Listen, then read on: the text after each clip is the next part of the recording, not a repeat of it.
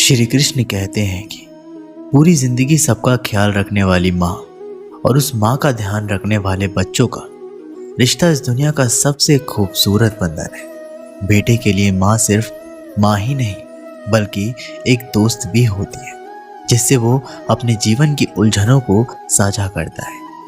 खुशकिस्मत होते हैं वो जिन्हें माँ नसीब होती है, क्योंकि इस दुनिया में ये एक ऐसा रिश्ता है जिसमें मिलावट नहीं होती।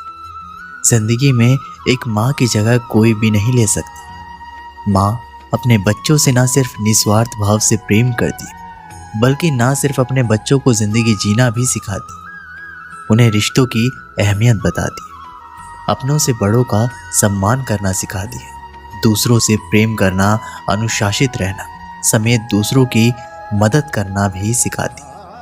अर्थात एक इंसान अपनी माँ की बदौलत ही समाज में उठने बैठने के लायक बनता है। अर्थात माँ ही एक व्यक्ति की जिंदगी में सब कुछ होती है, क्योंकि माँ से ही इंसान का अस्तित्व होता है। इसलिए अपनी माँ को सम्मान दें और उनकी खुशियों का ध्यान रखें, क्योंकि माँ के प्यार के बिना व्यक्ति की जिंदगी अधूरी है। माँ दुनिया का सबसे प्यारा तोहफा है। माँ भगवान का रूप होती है जो ना सिर्फ अपने बच्चों से निस्वार्थ प्यार करती है बल्कि उनकी खुशी के लिए किसी भी हद तक गुजर सकती है। माँ हर इंसान की शक्ति और ताकत होती है। माँ ना सिर्फ 9 महीने अपने कोख में रखकर दर्द सहकर अपने बच्चों को नया जीवन देती है, बल्कि पूरी जिंदगी साए की तरह अपने बच्चों का साथ देती है। माँ की बेहिसाब ममता को चंद शब्दों में नहीं पिरोया जा सकता है। आज मैं आपसे 3 प्रश्न पूछूंगा। तो पहला प्रश्न, ऐसा कौन है जिस पर लगातार प्रहार करने के पश्चात भी वो मुस्कुराए और आपको सुख दे? आपका उत्तर होगा धरती या वृक्ष। दूसरा प्रश्न, ऐसा कौन है जो बिना आपके कुछ कहे सब जान जाता है, सब समझता है और फिर निस्वार्थ भाव से आपकी सहायता करता है? अब आपका उत्तर होगा भाई या मित्र। और तीसरा प्रश्न है, ऐसे कौन से भगवान है जो स्वयं विष का घूंट भी पीकर आपको जीवन का अमृत प्रदान करते हैं? अब आपका उत्तर होगा महादेव। यदि आपके उत्तर ये हैं तो आपके उत्तर गलत है। इन सारे प्रश्नों का एक ही उत्तर है और वो है माँ। जब आप अपनी माँ के गर्भ में होते हैं तो उस समय उन्हें कितनी लात मारी होंगी आप, किंतु फिर भी वो मुस्कुरा के वो आपको आशीष दे रही है। आपके बिना कुछ कहे वो सब जान जाती है और उस जीवन की कठिन परिस्थितियों के विष का घूंट पीकर आपको खुद सुख का अमृत देती है। इस जीवन में आप कुछ भी कर लीजिए, अपनी माँ का ऋण कभी नहीं चुका पाएंगे। यदि कुछ कर सकते हैं तो जीवन के आनंद में, अद्भुत में और धन्यवाद में अपनी माँ को स्मरण रखिए। माँ का रिश्ता दुनिया का सबसे खूबसूरत रिश्ता होता है, जिसमें सिर्फ प्यार ही प्यार छिपा रहता है। एक माँ का जीवन पूरी तरह अपने बच्चों के लिए समर्पित रहता है। माँ सदैव अपने बच्चों के बेहतर और स्वस्थ जीवन प्रदान करने के बारे में ही सोचती रहती है और इस कोशिश में लगी रहती है कि उसके बच्चे की ज़िंदगी में कभी किसी तरह का दुख ना आए। वह अपने बच्चों की ज़िंदगी को स्वर्ग बनाने के लिए हर वो प्रयास करती जो भी संभव है। वहीं जिस तरह माँ बच्चों के उज्जवल भविष्य के लिए अपनी तमाम इच्छाओं को मारती और त्याग करती, उसी तरह बच्चों का भी दायित्व है कि अपनी माँ का सम्मान करे और उनकी खुशियों का ध्यान रखे। माँ की जुबां पर अपने बच्चों के लिए कभी बद्दुआ नहीं होती, बस एक माँ ही होती है जो अपने बच्चों से कभी खफा नहीं होती। एक कर्ज है जो हम सब पर सवार रहता है, वो हमारी माँ का प्यार जो जीवन भर हम पर उधार रहता है।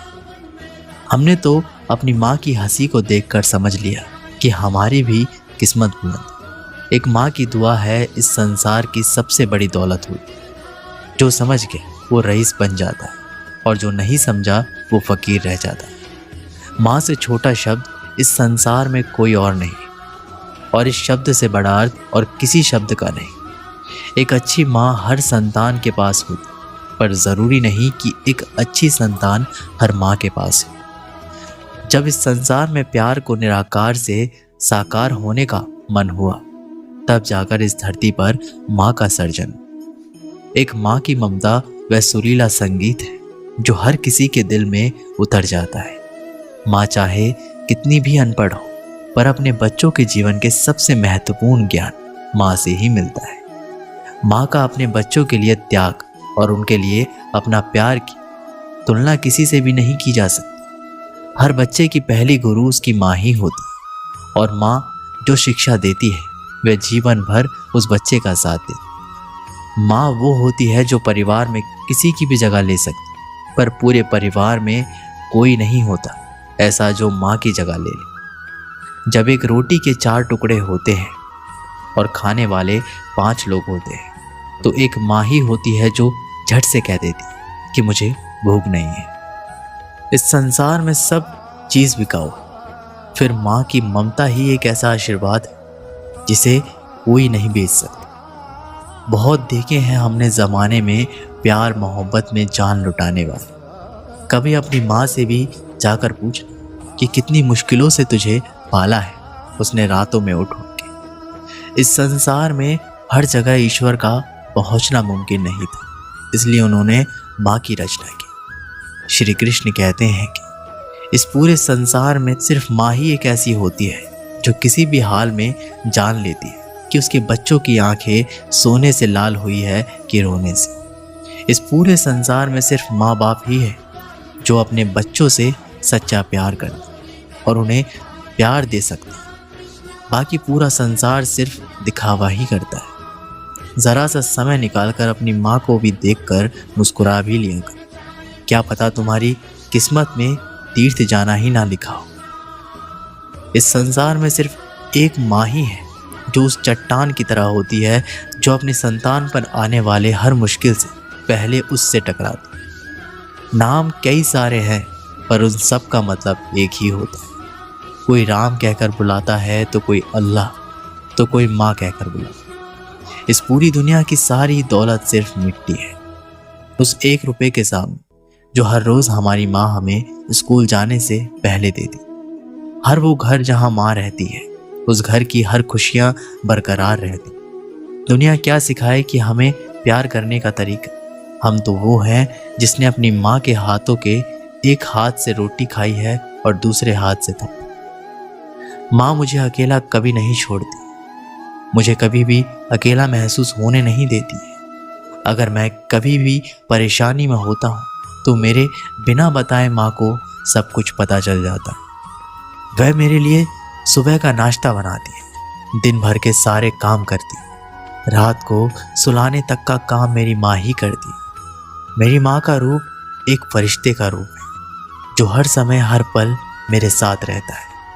हर परेशानी में, हर सुख दुख में केवल माँ ही मेरे साथ होती है। ये केवल मेरे साथ ही नहीं, आप सभी के साथ होता है। माँ का रिश्ता सभी के लिए बहुत ही अनमोल होता है। एक माँ ही होती है जो अपने बच्चों को जन्म देते समय असहनीय दर्द तक सह जाती है। इस पीड़ा को कोई भी महसूस नहीं कर सकता है, परंतु वह माँ झेल जाती है और अपने बच्चों को जन्म देती है। वह अपने प्यार के आगे अपने दर्द तक को भूल जाती है।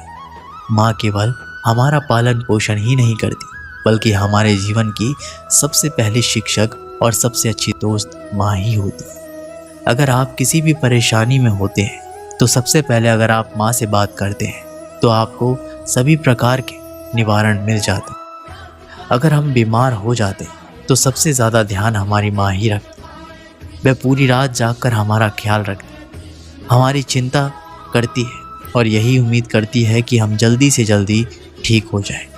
वह केवल माँ ही कर सकती है। माँ के उपकार का कर्ज हम कभी भी नहीं अदा कर सकते, इसलिए हमें माँ को कभी दुख नहीं देना चाहिए। वह हमारे लिए ईश्वर से कम नहीं होती। अगर आप माँ का दिल दुखाते हैं तो समझ लीजिए ईश्वर का दिल भी दुखा रहे हैं।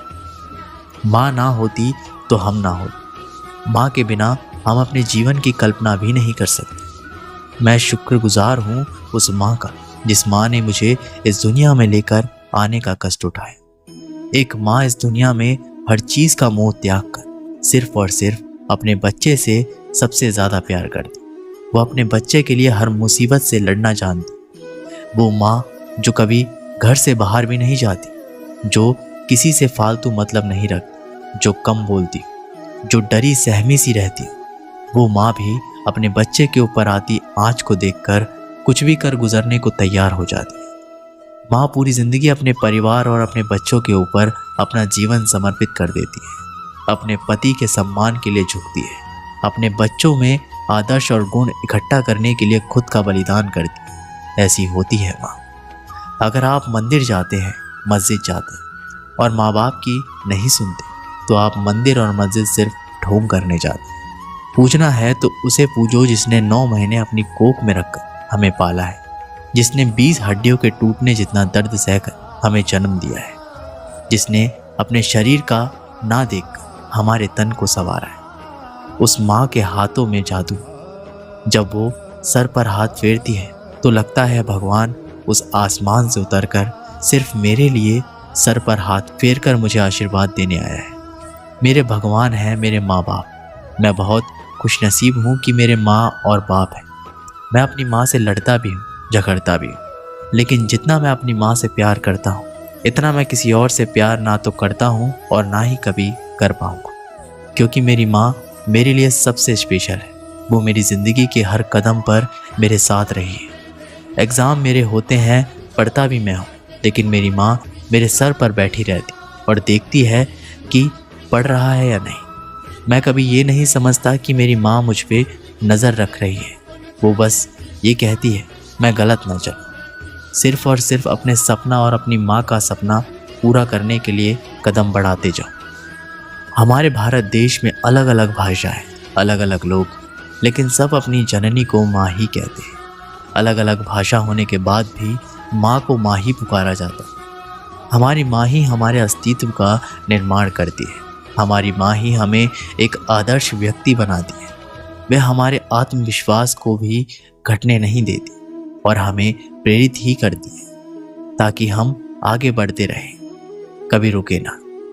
माँ हमारे जीवन की वो नींव है जिसकी वजह से हम मजबूत रहते हैं। माँ हमें शारीरिक और मानसिक दोनों रूप से मजबूत बनाती है। एक आदमी एक दुकान में नौकरी किया करता। वह मेहनती था। काम के प्रति उसकी मेहनत और लगन देखकर उसका सेठ बड़ा खुश रहता था। वह आदमी भी उस दुकान की नौकरी से संतुष्ट था। एक दिन वह बिना बताए छुट्टी पर चला गया। सेठ उस दिन सोच में पड़ गया, क्योंकि ऐसा पहले कभी नहीं हुआ था।